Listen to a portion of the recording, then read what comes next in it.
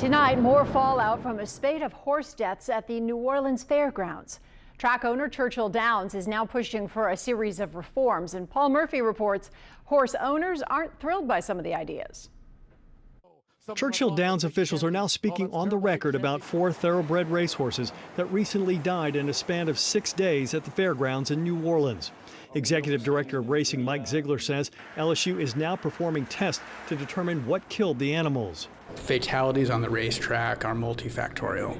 Has nothing to do with one specific problem. It could be anything from surface to pre-existing conditions to just freak accidents. Monday, Ziegler told the Louisiana Racing Commission Churchill supports a series of medical, operational, and organizational reforms.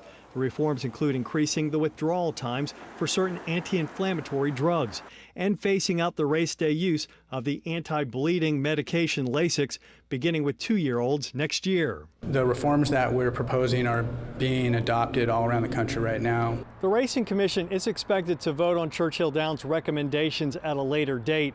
Commissioners we spoke with called the recommendations a good start. I do believe we have to move fast and we have to move forward, and we need to implement those provisions as soon as we can. We want to observe it very carefully and make sure that we're doing what needs to be done. Horse owners say the state doesn't need to eliminate Lasix. The intentions of Churchill are fantastic. However, the decisions being made are based upon questionable science. If you make that policy across the United States, you're getting a problem with people getting out of business. Kentucky, California, and New York have already adopted similar race day reforms. Paul Murphy, Eyewitness News. Some call Lasix a performance-enhancing drug. North America is the last racing jurisdiction where the race day use of the medication is still legal.